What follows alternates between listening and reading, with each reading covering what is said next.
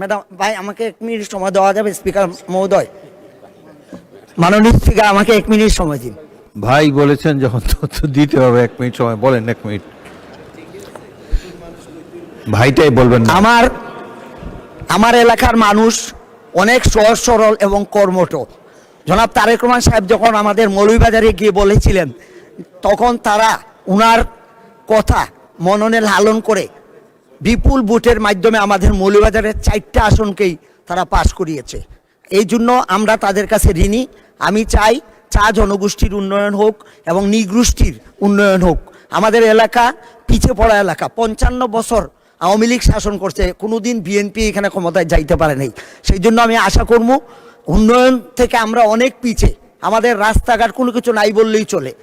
এই এক ব্যক্তির শাসনের কারণে আমাদের এলাকায় উন্নয়ন হয় নাই। মাননীয় স্পিকার, আপনাকে অশেষ ধন্যবাদ। আমি আমার বক্তব্য এখানে শেষ করছি। আসসালামু আলাইকুম।